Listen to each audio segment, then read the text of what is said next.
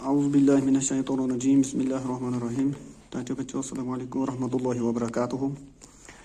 चूँकि main subject math class first page number 8 topic पेट on under above तो below. ताकि बच्चों मे वन तुम तड़ियो पन्नी मैथ किताब पन्न बैगों मज नबर तो कड़ियो पेज नंबर 8 ये टॉपिक पे नाव ऑन अंडर अबो तो बिलो। बह समझा तो यह ऑन क्या गो, अंडर क्या गो, अबो क्या गो तो बिलो क्या गो।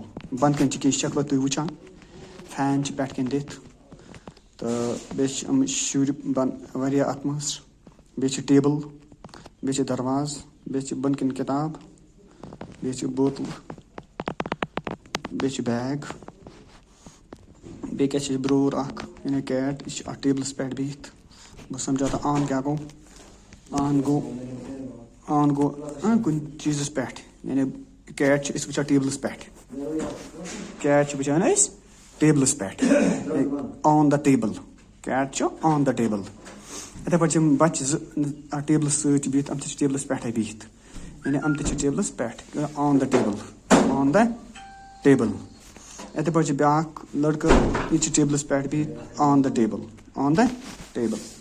लास्ट पे बे लकट कूट तो लकट कूट अम दुशवे टेबलन पे बिहत यानी अम दुशवे तो ऑन द टेबल यानी अम सारी ऑन द टेबल। अम पे अंडर, अंडर क्या वो यानी टेबलस बन कन कुस कुस चीज़ वो गोड ब्रोर बिहत कैट बिहत टेबलस पे गो ऑन द टेबल। ये अत बन कन बिहत गगुर यानी अंडर यानी अंडर द टेबल। यह टेबलस पे कन ब्रोर यह on the cat on the table तो गगुर यह रैट यह अंडर द टेबल। इथे पे ब्या लड़की योर कन टेबलस लड़के टेबलस पे बिहत ऑन द टेबल तो ब्या लड़के टेबलस तल बिहत यह अंडर द टेबल। इथे पे लड़के लास्ट लड़के यह ऑन द टेबल अत बन कन बैग अत टेबलस तल बैग यह गो अंडर द टेबल। इत पे गो ऑन ऑन वन तथ चीज़ कह चीज़ कुन चीज़ पे यानी ब्रोच वो यस टेबलस पे गो ऑन द टेबल। ब्या लड़के योर कन वुचान अम कोट तो कूद यह टेबलस पे अम दुशवे एक टेबलस पे बिहत ऑन द टेबल ब्या लड़के लास्ट पे बे कूत अम दुशवे टेबलस पे बिहत यानी अम दुशवे ऑन द टेबल। अंडर गो अत टेबल बोन कुन चीज़ बोन इथे पे रैट यह under the table, bag under the table, boy under the table bag last पे यह अंडर द टेबल। पत क्या ब्या अबो यानी फैन तुम वो शक्ल पे किताब पे तुम वो फैन यानी फैन हसा तालुस लगित यानी यह फैन इन सारे चीज़न पे कन यानी तेल अबो the table, above the table. यह अत टेबलस मज अत क्लास मज यीत टेबल या अत शक्ल मज यीत टेबल इन सारे पे कन फैन यानी फैन इन सारे अबो हर एंड कल हर इन सारे चीज़न हर फैन यह गो above the table, above the table. पे वो बिलो क्या गो, बिलो गो फैन बोन यम चीज़ सारी बिलोस मज यानी बिलो द फैन क्या बिलो द फैन एज table, cat, children bag book rat ink pot bottle हम गई सारी बिलो द फैन। यानी ये क्लास में पोर आज on under above below.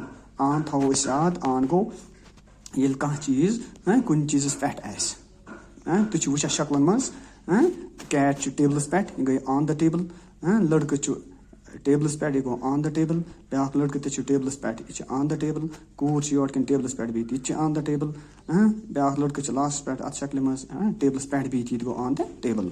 Under क्या गो इस बन कन यानी अत टेबलस गोडिकस टेबलस बन कन रैट यह गो अंडर द टेबल। इथे पे बैग यह अंडर द टेबल, ब्या लड़के टेबलस तल यह गो अंडर द टेबल तो ब्या बैग लास्ट पे बैग यह अंडर द टेबल। बोतल यह अंडर द टेबल यानी अंडर गो बोन कुन चीज़ बन कन आसन तो ऑन गो कुन चीज़ पे आसन। ये पे शक्ल मज वुचा कुछ चीज़ ऑन कुछ चीज़ अंडर।